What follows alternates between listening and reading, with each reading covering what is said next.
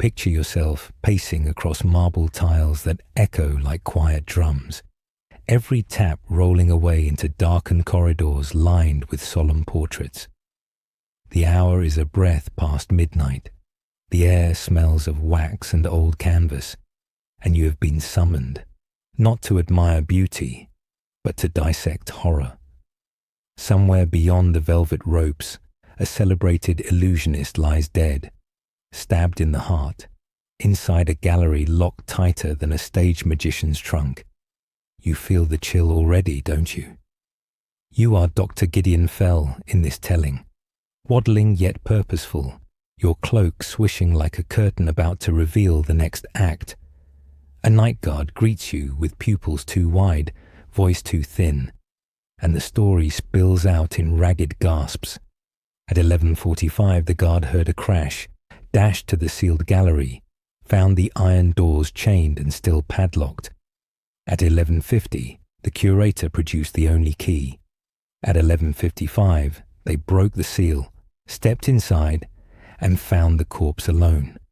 Alone, except for footprints that marched halfway across the room before stopping dead at a blank wall. You trail behind the guard now, lantern halo trembling on bronze statues. Glass cases glint, pretending innocence.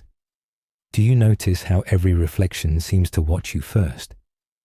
The gallery itself behaves like an accomplice, shuffling sound, bending light, offering misleading whispers.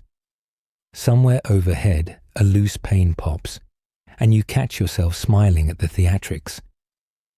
The illusionist died in character, you murmur, surrounded by props he never owned. What better stage than an art museum? What better audience than you?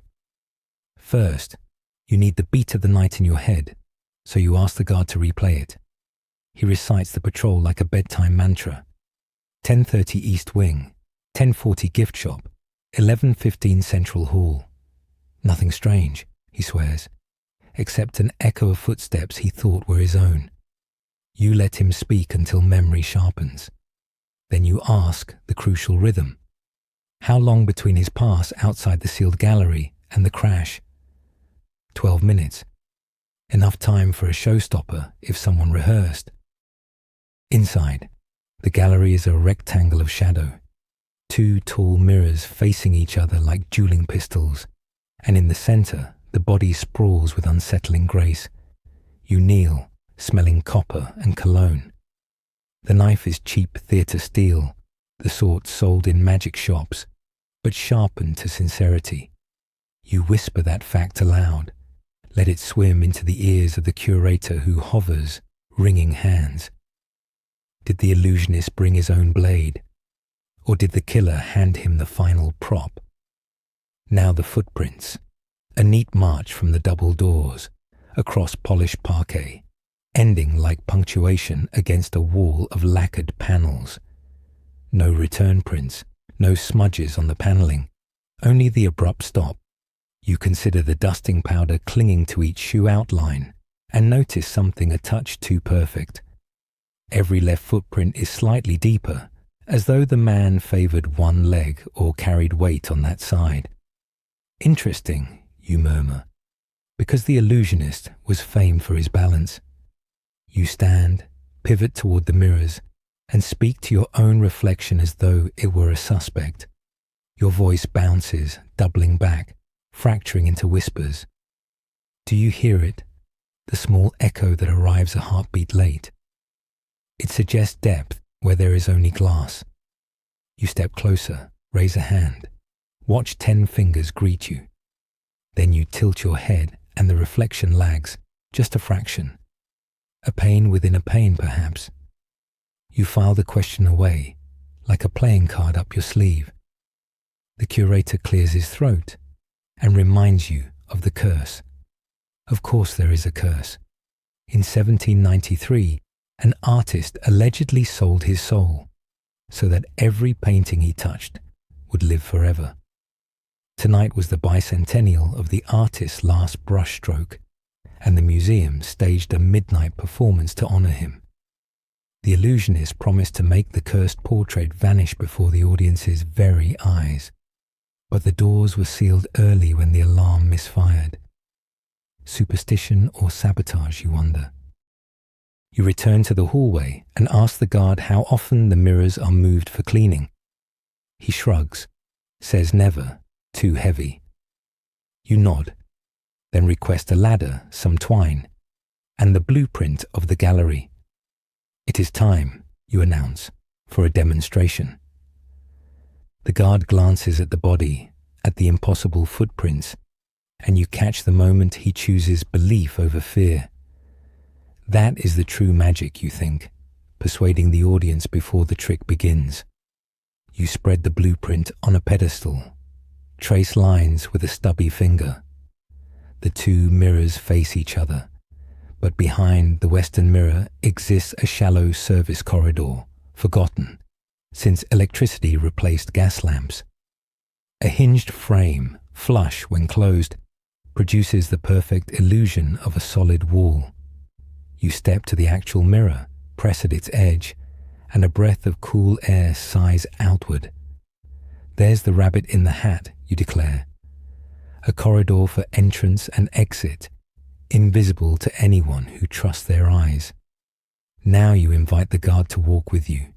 Together you slip behind the mirror, journey 10 feet, reach a maintenance hatch that opens into the rear loading bay. The illusionist, you propose, met his killer back here. Perhaps a silent argument, perhaps a hasty rehearsal gone wrong. The killer stabbed him, switched on the stage shoes built with uneven soles.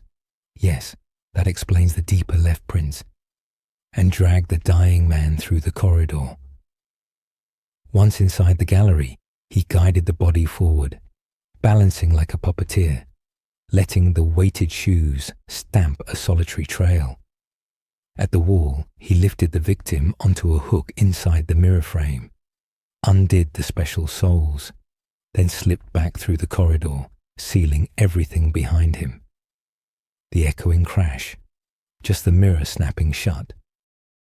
But why murder the conjurer on his own stage? Motive, you remind your audience, is the real key. You summon the curator, ask about insurance, about secret rivalries. The curator flinches when you mention the cursed portrait, admits the illusionist discovered it was a forgery worth nothing. The museum, facing scandal, would burn overnight. With the truth revealed, donations would vanish, grants would dry up. Better to silence one man than watch a legacy collapse. A desperate curator, a convenient myth, a mirror that hides more than dust. You turn, really turn, letting the silence swell. The guard grips his flashlight like a club. The curator opens his mouth, but no words volunteer. You lower your voice, ask him to show you the keys he claims never left his pocket. He produces them with trembling fingers, and there it is, a smear of red no larger than a thumbnail on the brass. The gallery itself seems to inhale, waiting for your verdict. You tell the guard to call the police. As the echo of sirens blossoms beyond stained glass windows, you wander back to the mirrors. The cursed portrait stares unblinking, innocent of theft or bargain. You nod at your reflection, and this time it moves in perfect time, partner rather than adversary. Remember this, you think, and perhaps you even say it aloud for the benefit of anyone listening in the dark. The simplest path is often hidden behind the flashiest flourish.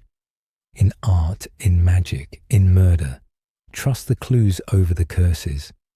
So you gather your coat, tap cane to marble, and leave the sealed gallery to its silence, knowing the spell is broken, the audience enlightened, and the night at last your accomplice. Tomorrow, newspapers will puzzle over locked doors and vanished footprints, but you will remember the lagging reflection, the uneven shoes, the whiff of cheap theatre steel, and you will smile because you were there and you saw through the trick before the final curtain ever fell.